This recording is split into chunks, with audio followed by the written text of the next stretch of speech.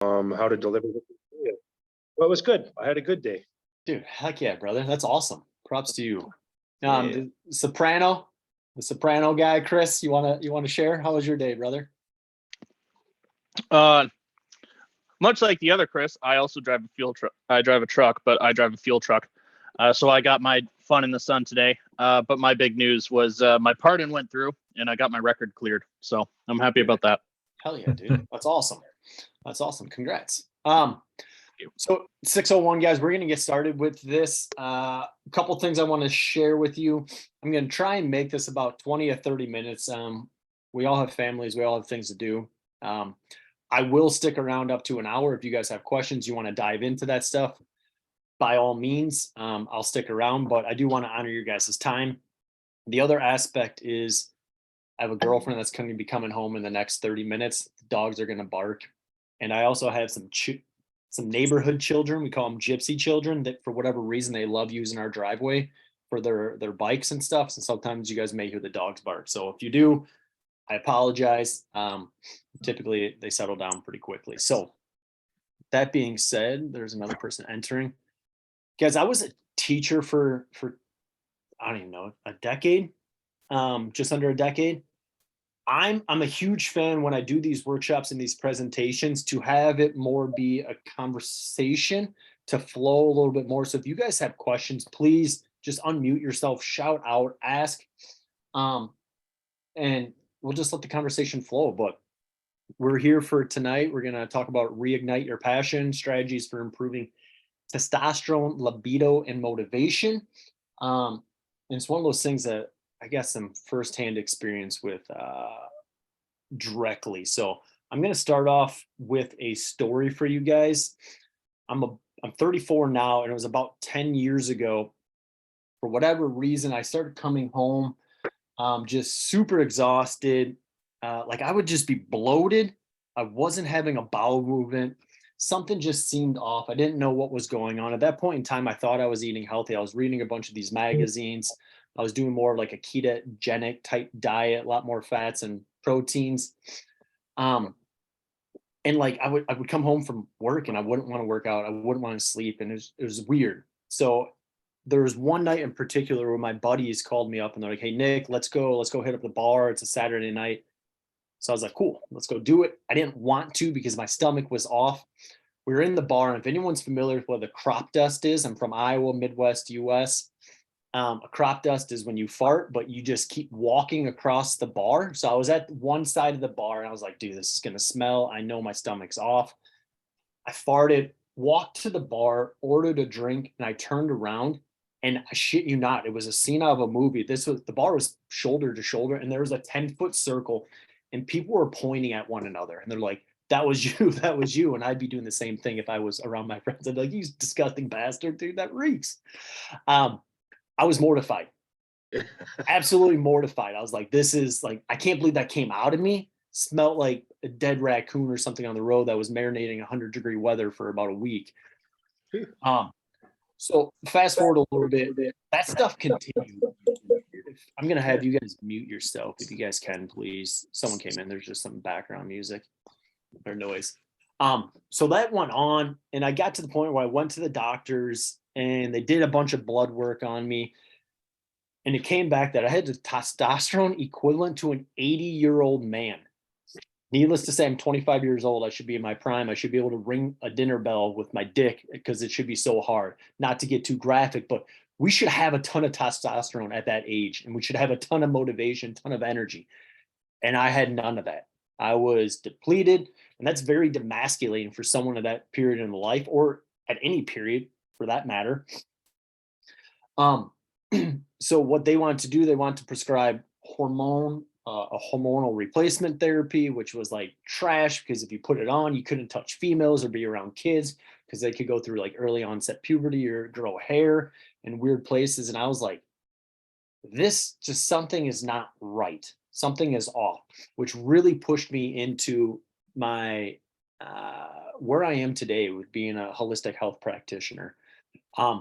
So that is all cleared now from doing some of the things that we're going to talk about. So if you guys are in that place, just know you guys can get out of that. Before I go too far, this is what we're going to talk about. We're going to talk about 5 components that lead to poor testosterone, motivation, and libido, and how to optimize that. And the girlfriend is coming home, so I'm going to shut the door. Excuse me for that, guys. Thank you.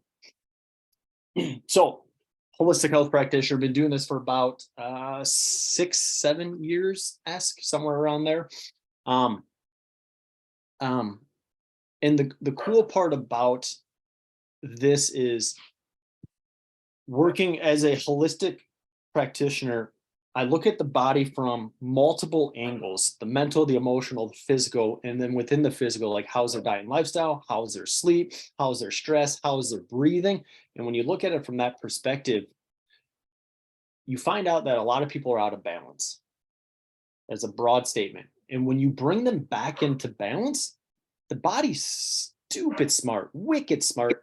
And when you bring them back in, the body goes back to this normal place. And that's what worked wonders for me, and it's worked wonders for my clients, is finding where they're out of balance, bringing them back into balance. So we're going to talk about, we're going to dive into the testosterone aspect here in a second.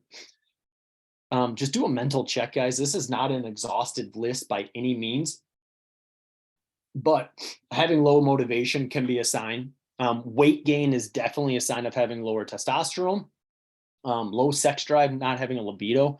If you don't wake up in the morning with a morning wood most mornings, that could be a potential sign as well. Decreased muscle size and strength. When I was at that period about 10 years ago, I could check off every single one on this list. I did not like depression. I didn't want to go outside. I didn't want to be around a lot of friends. Increased body fat and low energy as well. So I'm not saying if you have these, you have low testosterone, but these are some of the main signs and symptoms. So the scary fact about this right now is, on average, the decline in testosterone, the average male, is going down by 1% every year. And that's been going on for about the last 50 some years. And I'm not talking from the perspective as you age, you naturally don't produce as much testosterone. I'm saying that the average testosterone of a 16-year-old 50 years ago is vastly different than what it is now. The average testosterone of a 60-year-old male 50 years ago is vastly different than what it is now. And we should be asking ourselves, like, why is this happening? What is going on? What's causing this? So with that being said, we're going to dive into some of the things that I think are some of the top culprits, and some of the things that you can do to help optimize your life and balance it out, so you guys do have that energy, that drive, that motivation. The higher testosterone, the better gains in the gym. Top 5, no specific order. High stress plays a huge role in people's lives. High body fat as well. Poor food choices, poor sleep. I'm throwing EMFs in there, electromagnetic frequency. We're going to talk about that if you're not familiar with that term. But the first one that I want to dive into is poor food choices. I could do probably a 6-hour presentation on this, if not 6-day presentation. But let's start with the aspect of poor food just from a general standpoint. If we're having Pop-Tarts and processed cereals and sugar-laden drinks and things of that nature, that's going to cause body fat. That's going to cause inflammation. That's not doing anything well for the body. The more inflammation we have, that's going to inhibit the luteinizing hormone, which helps the body secrete or produce testosterone. The other aspect to this that plays a lot that I see within my clients is, for whatever reason, we're under a ton of stress right now, more than likely from a societal standpoint of we need to go, do. When we have a lot of stress, we can create a lot of food sensitivities. Just got to ask you guys, can you guys hear the dogs right now in the background? Or is it just me? Chris Coda, I can see you. Can you hear them? They're chirping up a little bit. It's pretty quiet though. Is it distracting? Because we got kids in the driveway right now, and I can go tell them. No, it's not bad, brother. It's stay back there, but it's not overpowering your voice at all. I Okay. can still follow what you're saying, and that was great about what you were saying and the foods, and I like that. And now I can kind of de-testosterone myself and not be a snapcase and yell at people and be arrogant and freak out about nothing, which is good because I know not eating such good food can definitely just dull and nullify my libido down to manageable in groups of people where I'm not that superstar of arrogant muscle bound prick, which is Yeah. good food. Beautiful. Awesome. Thank you for sharing that. So that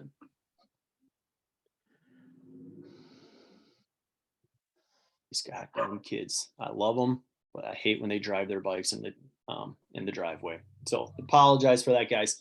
The other aspect that I want to share with when it comes to poor food choices, when I was at my low point, I was having a ton of cabbage and a ton of peppers. If you just go look at the science and you go read up on that, they're typically very healthy foods. The caveat is they were not healthy to my body. So I felt inflamed. I got backed up. I couldn't have a bowel. I don't think I shared this. I couldn't have a bowel movement for 4 or 5 days. That's not healthy at all. So when you guys are, as you guys take a look at what you guys are eating, we're going to do a little activity here in a minute, but I want you guys to reflect on, like, how do you feel after meals? Like if you are bloated, if you get low energy, if you have digestive issues, food choice would be one of the first things that I would look at for you guys, because the more inflammation you guys have, the lower the testosterone. And when you get inflamed, you just feel puffy. You don't feel good. The self-confidence goes down as well. So it doesn't always have to be like processed foods. It can be healthy foods that just don't tolerate with your body. So that's the one aspect that I want to share and get that point across. Two is obviously having high body fat is not healthy on many reasons or many avenues: cardiovascular health, metabolic health, hormones, all that stuff. But when you have higher body fat, the body can convert testosterone into estrogen. That's not what we want. You can see this with males that have more man boobs. So looking at the body fat is a huge indicator as well. The other aspect that I really want to point across or get across is low stomach acid. Not a lot of people talk about this, but when we are stressed, the body doesn't produce as much stomach acid. Stomach acid, if anyone's ever experienced GERD or acid reflux, you guys know it because it's a pain in the butt. Typically, a side note, typically if you have GERD or acid reflux, that's a sign of low stomach acid, because it keeps that esophageal sphincter at the bottom of your esophagus open if you don't have adequate levels, and then it flushes up or bounces up and it gets into your esophagus. You get that burning sensation. So if we don't have good stomach acid, that opens the door to a ton of pathogens. But the other aspect is the stomach acid, the HCl, actually helps you break down your proteins into your amino acids, which are the building blocks, and it can help you create the testosterone that you need. So if we don't have good stomach acid, that can be something that can lead to this. I'm not saying that's the direct cause or that's the only cause. Typically, when we have issues going on, there's coming from a multitude of different avenues. Here's a cool test that you guys can do if you guys want to write this down. Take 4 ounces of water and 1/4 teaspoon of baking soda. Mix it up, drink it for like 3 or 4 days straight in the morning. You should burp within the first 4 to 5 minutes. If you don't burp within the first 4 to 5 minutes, it's a really good sign that you have low stomach acid. So HCl is typically a pretty cheap supplement. You can supplement with that. And what's cool about that is as you start taking it, if you take like 3 capsules and you start getting heartburn again, it's just a good sign that, cool, your body's adjusting. Cut down to, or titrate down to 2 capsules. You get heartburn, titrate down to 1.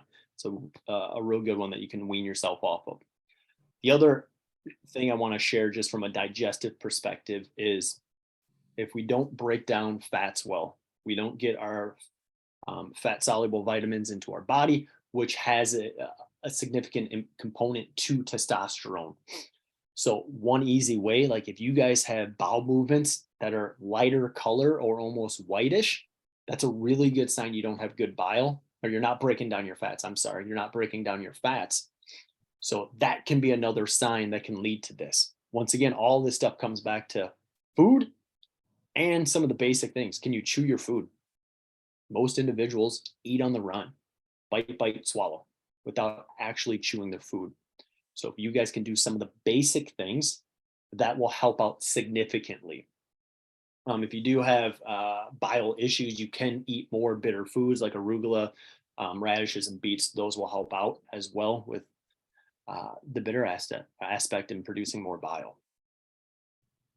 So I want to take a moment and I want you guys to write down, if you guys have a sheet of paper, if not, get your cell phones out, make a note, reflect on everything that you have eaten today. So if you guys can draw a T chart right down the middle of your sheet of paper, put healthy at the top of the left-hand side, put unhealthy on the top of the right. And then what I want you guys to do is write down everything that you've eaten and put it under the left side, which is healthy, or the right side, which is unhealthy. And let's just get a good idea of where we're at right now.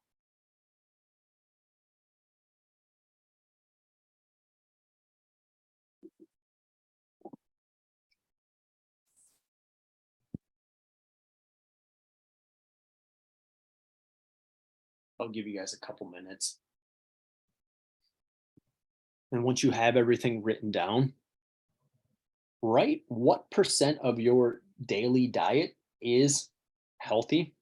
It's going to be subjective. Are you eating healthy 60% of the time, 75% of the time, 30% of the time? Are you eating unhealthy? What percent of the time?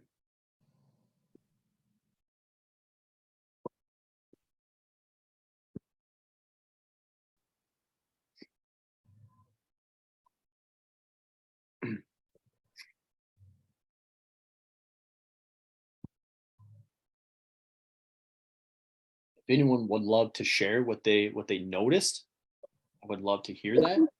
No one wants to. I'm all right with that. Can I just share something with you? Absolutely. Who's speaking? So, Lulu, Lulu, what is up? how are you? I'm well, thank you. So, for me, it's basically 90% healthy, 10% unhealthy. I will say I turned plant-based actually about more or less 5 years ago. To touch base on what you were saying, it is a crazy difference that you see on your body after, like for me, it was almost after 3 days, but 2 weeks, definitely that I saw how much my energy increased. I used to suffer, I mean, I have anemia, but I used to suffer from blacking out and everything, which you are brainwashed to believe that, you know, red meat is what is going to help you. And for me, it actually was doing the opposite. So he's a shrimpy guy. I do find myself having so much energy with the plant-based, and that's what I wanted to share on my end. It does makes a huge difference, the food that you eat in. 100%. Awesome. Thank you for sharing, Lulu. I am gonna, I want to add something to that. When I work with individuals, at least from a coaching perspective, I can't tell people what to eat or what's best for them. Their body's always going to be able to tell what's best for them from how they respond. I'm going to give you guys an analogy later. I invite everyone not to have a dogmatic view on what people should eat. If veganism or vegetarian works for you, awesome. Don't be attached to it, because if at some point in time it changes, you can change with it. If a meat-based carnivore diet works for you, stick with it. But if at some point you start noticing your body doesn't like that anymore, don't be afraid to change. And the reason I say that is one of the things that when we look at fats create our cholesterol. Okay, fats help create cholesterol, Okay, sweet especially pea. with animal fats. Are you getting when you- hungry or anything? I'm not sure who that is. I'm gonna try and mute some people here. Someone's got a little kid that's hungry though. That's for sure. So fats help create our cholesterol. Our cholesterol gets broken down into pregnenolone, and essentially what happens is that cholesterol helps create two sets of hormones: stress hormones or growth hormones. If we are under a ton of stress, financially, relationships, poor sleeping, poor diet, the body's going to prioritize stress hormones over growth hormones. Testosterone falls under the growth hormone category.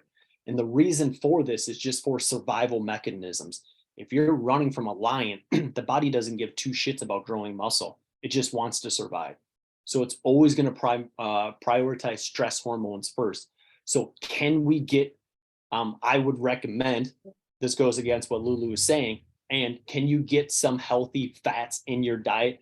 And I'm a huge fan of healthy animal fats. If it doesn't work for Lulu, awesome, don't do that. But I have found, at least within my coaching, a lot of individuals feel very good on that. Once again, this is a statement. You guys know your body best. And I ask you guys to put that in and to have that awareness and that self-reflection piece on how do I feel my best when what I'm eating. So the other question I have is how much protein is in your diet and how much animal fats are in your diet. And this is just to reflect on for you guys. And if you guys are struggling with some low testosterone, motivation, libido, energy levels, I would invite you guys to try out some of this. Put in a little bit of protein, or put in a little bit more protein, have some animal fats, have some ghee or butter, or just a big steak. And Lulu, I know this goes completely against you, but I appreciate you and I love you. Any questions over that component before we jump on? If you do, just unmute yourself because I can only see like 3 people. Okay, cool. So the other component is we're going to talk about sleep. Sleep is such a vital component. And if you're anything like my father is always like, do you know what, Nick, I'll sleep when I'm dead. Cool. You're going to essentially bury yourself in an early grave, unfortunately. Hippocrates, if you guys have ever heard that name, the father, how do you want to say it? The founding father of modern medicine, I believe is how you would say that. One of the things that he would do with any clients that would come to him, if they were struggling with health issues, he would put them on bed rest. Bed rest is so vital. The body needs to be slowed down at times. If we are always going, always working, always doing, always accomplishing, always creating, the body's going to slow you down in one way, shape, form, or another if we're not prioritizing sleep. So sleep regulates testosterone levels primarily during the first part of your sleep, but sleep deprivation can lower your testosterone levels, and poor quality will also impact it.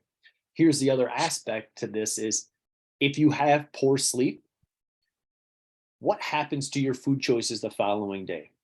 Typically, you go for more starchier or sugary foods because you want that quick energy, which adds more stress, more inflammation on the body, which does not help out the situation of the already low testosterone. So the more that you can prioritize and get good quality sleep, that will be optimal for your overall health and well-being. The other aspect is if we get poor sleep, we're going to be more insulin resistance the following day, more towards type 2 diabetes or pre-diabetes for a day, which is not good because I know a lot of people that ride off of 5 hours of sleep every single night, and it's going to jack up our cortisol levels. So we're going to have elevated cortisol levels, which is just the stress hormone as well. So not prioritizing sleep is just as detrimental. So a quick question I want you guys to do is write down, how is your sleep quality? How much sleep are you getting from a quantity perspective? Do you feel refreshed in the morning? Are you waking up and feel pretty good, feel energized? Or are you like the person that wants to pull the sheets over, hit the alarm 37 times and lay in bed for an hour? Males out there, it's normal to have morning wood. If you do not have morning wood ever, that is a sign that something is off, that something is out of balance. You should be having morning wood relatively frequently, multiple times a week. And if you're not experiencing that, optimize your sleep. Look at how much sleep you are getting. Look at the quality of sleep that you are getting. Make some good, small, simple changes to that. And I would not be surprised if you start to notice an increase in libido. Question, brother? All right. Does anyone want to share? How is their sleep? How many?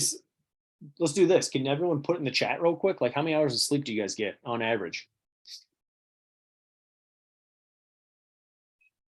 And just to give you a heads up, guys, I have not looked at any of these messages in here.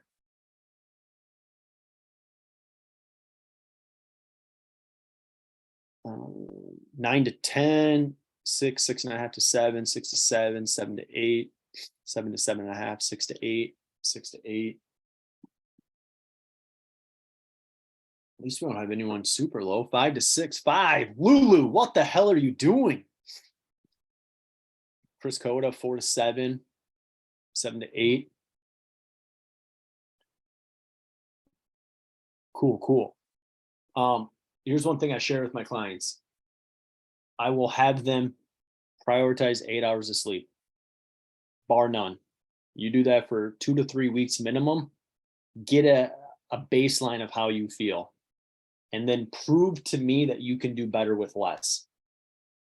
And the vast majority of people don't do well with much less than 7.5 hours of sleep. Alistair, dude, just shout out, brother. Unmute yourself. I've heard that a few, thanks for this, by the way, Nick. I've heard, and I don't know if this is true, that even if you don't get a full 8, just to stay in bed for 8, to actually just stay in a restful state. If you're awake up at 7 hours, just try to stay in that state. Is that true? I'm not going to say that I'm a complete expert. If you guys want to look in on this, Matthew Walker is like the sleep genius guy. Here's what I would say though. How do you say your name? Alistair? Yeah, Alistair. Here's what I would say though. You're still getting that rest and the relaxation without you jumping up. And what do most people do when they get up first thing in the morning? They go brew a cup of coffee, which takes them directly out of that and puts them into more of a stressful state because it's a stimulant. It upregulates the system. The other aspect that I would say, if you do get up at, let's just say 6 hours, can you prioritize 30 minutes of relaxation throughout the day somewhere? Can we go for a small walk? Can we take a power nap? Can we do some meditation? Something that's going to be rejuvenating in that sense would be my recommendation. Because I know some people, they're just so used to 6, 7 hours that it's tough for them to sleep for a full 8. And it takes time to retrain the body as well. So that would be my 2 cents, brother. Jason, you got something? Thanks for that. Yeah. Yeah, Nick, I think you touched on a little bit of it there. But I do shift work. And often during that shift work, even the night shift, I know you cringe there. Yeah. We'll go to bed, let's say like 10:30-ish, but then we'll get woken up several times throughout the night. You have like firefighter? Yes. Okay. So yeah, we do sleep. Some of us get to sleep, not for very long, but on the days where we get interrupted multiple times, I know you mentioned having a nap, but is there really a sense of catching up on that sleep, or is it simply trying to get back to the routine later on and going from there? Yeah, I would say, can you just get back into the, well, here's where I would come at it from. If you are getting interrupted sleep, those are the days that you would probably want to take off from working out. Your body's already stressed out, so let's not tax it anymore.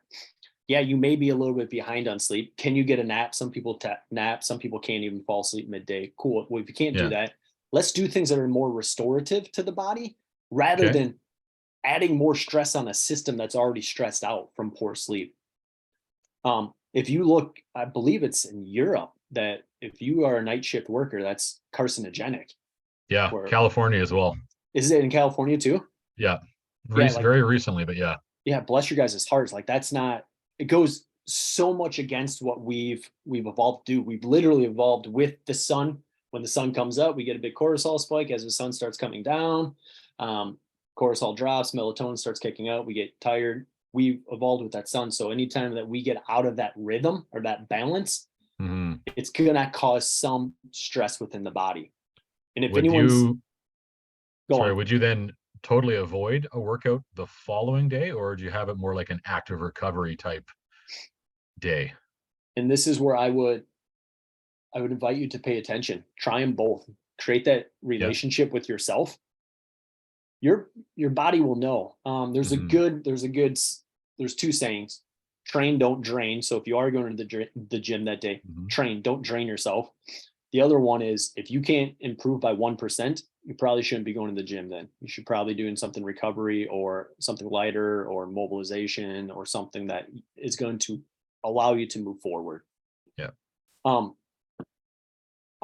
share this quick story with you. I go to a gym and this guy, big yoked, like not even fat, just like super fucking muscular. For whatever reason, we started having a conversation and he was sharing some stuff with me. And he's like, yeah, Nick, I got to take Viagra if I even want to have sex with my wife. And I'm like, looking at the guy, you would not think that. But as he was sharing, he has a high stress job. He's sharing that he goes out and he eats fast food restaurant almost every single day. He's eating like trash. There's some stress going on in his life, not just from work, but from other things going on. Like he's under all these aspects of just stress the body out, stress the body out, stress the body out, stress the body out. And his body's saying like, dude, you got to slow the fuck up. But if we're not connecting these signs and these symptoms, we're just going to be going from one pill to the next pill, which is very lucrative to the medical industry, but not for our own health. So that's what I would do. I would personally take some time off, go do Tai Chi, go for a walk, go do something out in nature, ground yourself, go, if you can get a nap in, do something like that. Because if you're anything like here, it's like 4 days on, what was it, 2 days on, 3 days off, 2 days on, 5 days off, or something like that. Yeah, something similar to that. We do 2-day shifts, 2 night shifts, 2 days off, 2-day shift, 2 night shifts, 6 days off. So we have a very good schedule for recovery, but I know a lot don't. Yeah, that is a little bit better than what we have here. What I would do is I would just train your off days on those days that you get poor sleep and everything else. Hit it hard when you're recovered and just use those as like your recovery days. Yeah. Not to turn this into like a fitness thing, but it's all a fitness thing. But it's all connected though. Like there's no separation. Yeah, Lulu.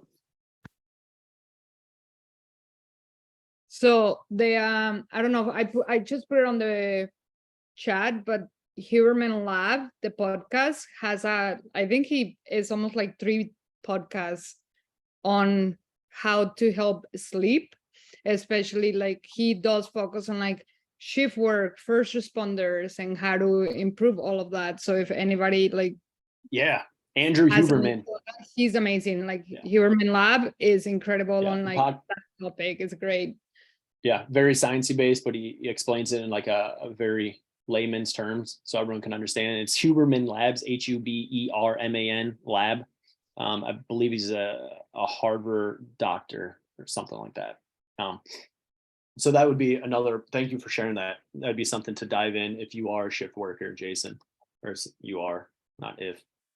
The other thing, guys, I want to share is EMFs. It just stands for electromagnetic fields or frequency. These things are always putting off wavelengths. We can't see it. It's like it's not visual. We can't pick up on it. It's like blowing a dog whistle. You can blow the dog whistle. We can't hear it, but the dogs can respond to it. That's essentially what's going on with EMFs. So anytime you're on your phone, you're on your computer, you're around your electrical panel, things of that nature, there is a field that's being emitted from that. Wi-Fi routers as well, 5G towers, which are not a fan of. Those are all emitting this frequency. That can have a stress response. It can impact sleep. It can impact inflammation, brain fog, and mood, which can have an impact on your testosterone level. Because one of the things I'm going to share is how many people have their phone in their pocket right next to their gonads 8 hours of a day. It's heating up. The testes don't like that. Testes like to be a certain temperature. Typically, they're away from the body unless they get cold and they come up in.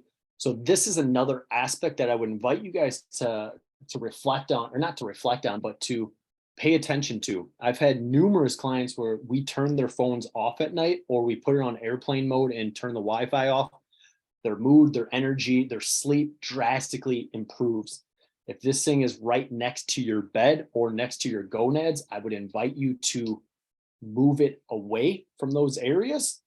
If you read the fine print on apples, what they talk about with the even being on the phone, they tell you not to have the phone next to your ear. They tell you it should be away from your ear, just from that stuff being emitted from the phone. There's a really good book, if you guys want to dive into it, called The Invisible Rainbow, that talks all about this stuff as well. So another thing for you guys to dive in. I want to keep this just fairly basic for everyone. That goes in super depth. So that would be the other aspect that I would share with you guys. And to wrap this up for you guys, to give you guys a really good analogy, we have a plant on the left. This plant's not doing well. If you've done a presentation with me before, I love this analogy. This plant has a lot of signs and symptoms. I would guess it's probably overwatered because it's got yellow leaves. Typically, that's a sign of overwatering. On the right, we got this plant that's super vibrant, healthy, very energetic. A plant needs water, sunlight, and soil. Those three things in some proportion. Some plants need more water, sunlight, some need less than that. We as humans are very similar to that. We're just a little bit more complex. There's 6 basic principles that we need to manage for us to be healthy. Our stress, our thoughts, our words. We need to have the will to survive, essentially. Our breath. If we're not in control of our breath, we take 25,900 breaths a day. The more stressed out we are, the more of a chest breather we are, the more cortisol we're going to produce, the more the stress hormones we're going to produce. So if we can be in control of our breath, that's going to help out to a large degree. We've talked about nutrition. Hydration just overall very beneficial. We talked about sleep and the movement aspect as well. The thing I didn't share is, I did share, but I didn't share. Train, don't drain yourself. There's a lot of people that love CrossFitters. I do a lot of CrossFit myself, but there's a component where people will beat the shit out of themselves until they get injured or till they're like, I know quite a few females that don't even have their periods because they're training so hard and they're under so much stress that they lose that capacity. Their hormones are so out of whack. What I want to share is anyone in here gotten poor sleep recently? I want to make this connection for you guys. If you do, can you unmute yourself for a second? We'll see if this plays out. Yeah. Who's that? Where are you at? Chris. Oh, Chris. Yep. Sorry, dude. I can only see 4 people, so I got to like scroll through. Okay. Oh. So we got poor sleep. So let me ask you this. When you got poor sleep, what did that do to your movement the following day? How much movement did you want to do? How active did you want to be? It's restrictive, really restrictive. And cold temperatures, -25, -30, being in a camper, like way up in the cold, it's difficult. It's difficult to do anything. 100%. So we know sleep impacts movement. Okay, let me ask you this. When you get poor sleep, how hydrated are you? Or what kind of drinks do you go towards? Minimal, because of the cold weather. Things freeze. Okay. And as a general statement, most people, when they're tired, they go to more caffeine, more coffee, more energy drinks, things of that nature, which actually dehydrates them and impacts the system. Okay, if you get poor sleep, we know it impacts movement. We know it impacts hydration. What does it do to your nutrition? What kind of foods do you typically choose if you get 5, 6, 7 hours of sleep? Poor sleep, poor quality. Yeah, I guess maybe I might go into that deep sleep cycle for maybe 3 hours and zonk right out where you wouldn't hear an alarm or a siren or anything. Maybe 15 minutes, half an hour later, at 3.5, 4 hours of sleep, open your eyes up, toss and turn a little bit, stretch. Yeah, okay, everything's cool. That fear, the anxiety of the surroundings, your environment, and then get back into that rest mode again, lay your eyes down and hope for another four more. If you can get 1 or 2 or 3 at the max, then that's great. But Chris, when you wake up, if you get poor sleep, how does that impact your nutrition? How does that impact your food choices for that following day? Once again, back to the environment, being in the north with such a restriction on stores and deliveries of food, closures, stuff like that in the last couple of years too, where just the abundance and supply chain has been really bad. Yeah. Have a great, well-rounded meal. Living on the trail is just definitely not something, realistic. Yeah. Yeah. No. Right on. Yeah, no, that it just performance and brain fog, headaches, poor diet that way just wreaks havoc on your body. The inflammation makes it harder to get the exercise, makes it harder to have that routine performance. The body's trying to slow you down. Yeah, totally. Age is another factor, but it's not, age is just kind of more relative. It's just a number if you know what you're doing. Yeah. But yeah, and where I was like you at 30, waking up with a heart on and dragging it across the floor, and that was just pointing at everything and anything that moved. And yeah, it was a great time. And then when you get to be 40, when you hear those things, it turns around and you wonder if you're not normal, and you wonder if things are slipping up. And yeah, and you're not too sure anymore. Yeah, right on, right on. Thanks, brother. Thank you. Thanks for sharing. So what happens, guys, is if we get poor sleep, it's going to impact our movement. Typically, we go to more energy drinks, coffees, which dehydrates us. If we get poor sleep, it will impact our nutrition. They've proven this. They've done tests. You can try it yourself. You get 5-6 hours of sleep. Typically, you go to poor quality foods, sugary foods. It gives you quick energy. So what happens in? It's also going to jack up your heart rate. Anytime you have sugar, you're going to be more sympathetic. You're going to be breathing more from your chest and faster paced, which is going to stress the body out. All of these things are connected. So what I'm trying to get at here, guys, is if you guys are struggling with some motivation, testosterone, libido, energy, that type of thing, look at some of the foundational pieces that you are doing and that you are living. When you come back to these 6 basic principles, you can change 98% of your life. 98% of all dis-ease is a direct factor of diet, lifestyle, environment. So you change these up and you can change your testosterone, you can change your energy, you can change your mood. So I want to share that with you guys, and I'll end with this right here. If you guys are familiar with the Taoists, they have a really good, it's the Tai Chi symbol. They have a very good saying. Essentially, it's just not too much, not too little. So if you're going to work out a ton, you better be resting a ton. If you're going to have some coffee, awesome, have some coffee. Don't have a ton of it. If you're going to eat eat out, awesome. Everything in balance. Make sure you are balancing your body. And when you do that, and you can pay attention to yourself and pay attention to the signs and the symptoms that your body is telling you, you guys can fix this. You guys have the power and the tools necessary to get out of this, I'm going to say, dark place. At least it was for me. Everyone's got their own where they're at. So I want to wrap it up on that. Last thing is we have an online retreat. It's going to be 2 weekends in a row, May 20th and June 3rd. If you guys want to join, it's adversity training, integrating body in your own process. A lot of us know what we need to be doing, and yet we don't do it for some odd reason. So this is going to be a dynamic coaching session. We're going to have 4 coaches there, and we're going to be doing a lot of one-on-one coaching, helping people move forward, identifying where they're stuck and how to progress through that. If you guys want to do that, I'll share the link in the chat. Otherwise, I'm going to open this up for Q&A, and I will answer any questions. And if you guys got to get going, we ran a little bit longer than I wanted to, but I'll answer any questions. Thank you, guys. I appreciate that. Yeah, thanks for showing up. It's not always an easy topic to talk about, especially for males, opening up and sharing about testosterone and libido and things of that nature. So you guys can dip on out. Otherwise, I will sit around.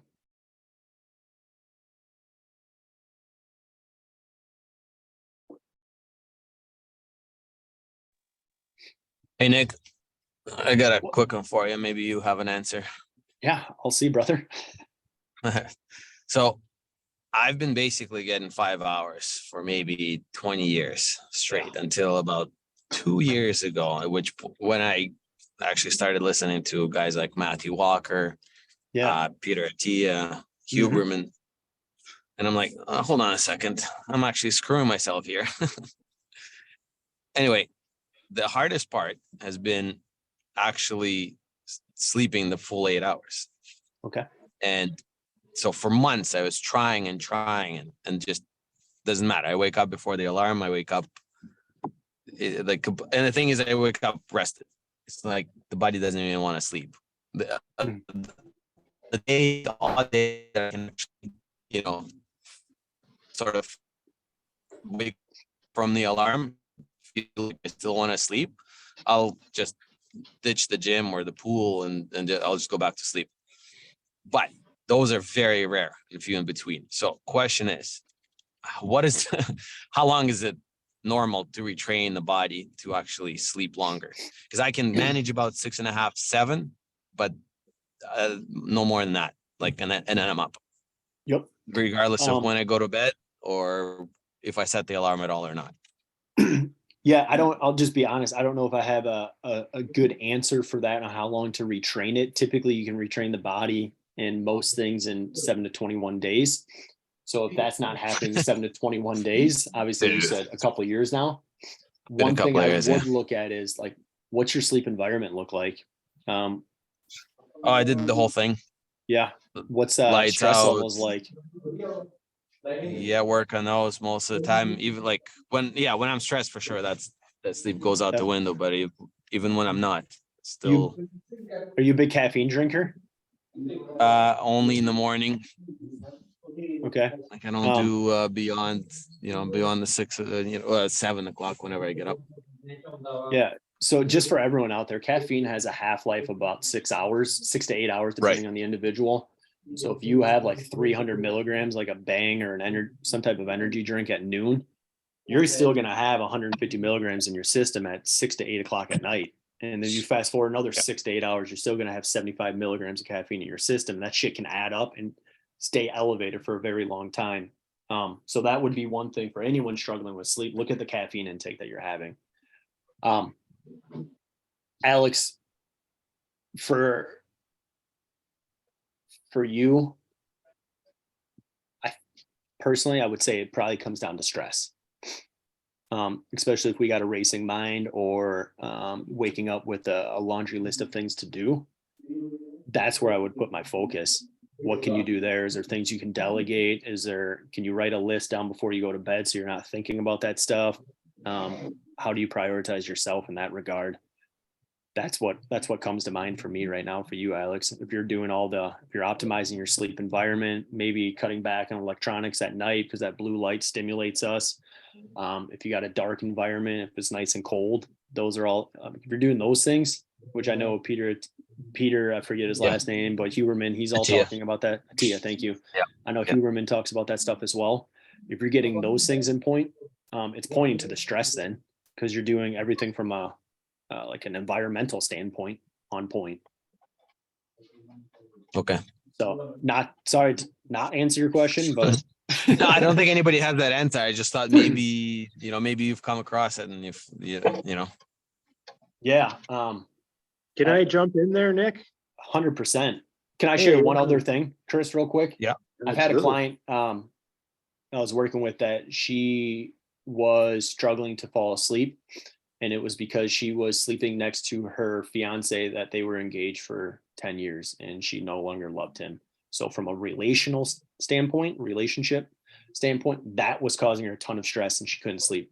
I have no idea what your situation is there, but throwing that out for anyone else that wants to. That part's good to go.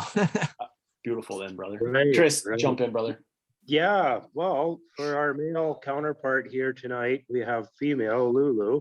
Is any of this making understanding men any more viable in the book of understanding the male? Yesterday. Absolutely. I actually enjoyed jumping into these calls. I have done the trials myself, so it does gives me such a good understanding when it comes to males. And me volunteering as a firefighter as well, I'm surrounded by men, so it is a great understanding. I so love you guys being so vulnerable and appreciate how open you guys are, even though I'm on the call. So I do learn, and I do give you guys lots of credit. Believe me, you guys are awesome, all of you. So I love you all. Thanks, Lulu. Yeah, well, in regards to Kayla's last night, some of us weren't there for that meeting about burnout, balance, resilience, and mindset. And putting it all together from Nick's podcast or meeting tonight here with what we're learning from what Kayla had said about being men in our lineal thought and job and sleep deprivation, piling things up and burnout, building our resilience, into these years, like Nick had said, only sleeping 5 to 6 hours a night on 20-year cycle, that we're not cyclistic. We carry our lineal thoughts with us through our jobs 24/7. We're men, we do what we do. We're level-headed. We try to be level-headed. And there are things in our diet that can affect that. So I'm going to take into consideration what he had said to write down bad foods, good foods. Tonight, I'm going to try some vegan diet and try and put my head down around 7 instead of 9 and be up maybe at 4 instead of 5 and see how I react. And in a house with 2 women, this shouldn't be a thing to wake up with no morning wood as usual. Hopefully things work out better. And this diet. So I don't have any issues about talking about that personally, openly in a group. I mean, that's why I joined it. And I am 40, so I'm a little bit past that about embarrassment. I genuinely want the help from the community.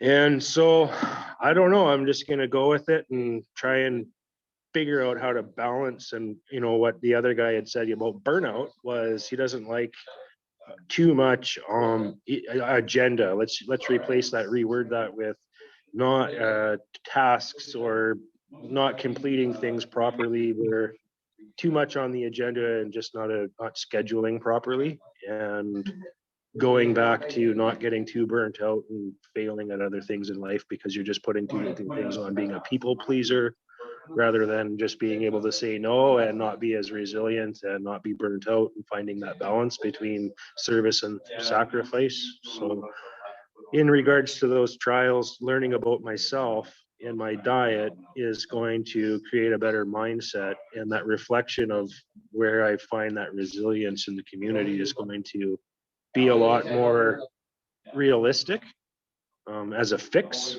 where Cadre will say, what do you got to do, Chris? How are you going to fix it? I'll fix it. At least he's giving me the tools to do so.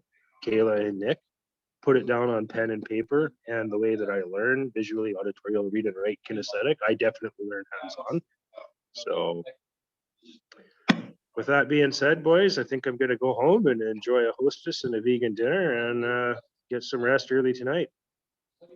So, Right on, peace Chris. out. Thanks for sharing, brother. Have a good Lila. night. You bet. To add to Alex, and I don't know if this is something for you, Alex, or not. For me, I get 5 hours sleep. Somehow I manage to function on daily life. Same for me. It's been years upon years doing work. Probably about 4 years ago that I started with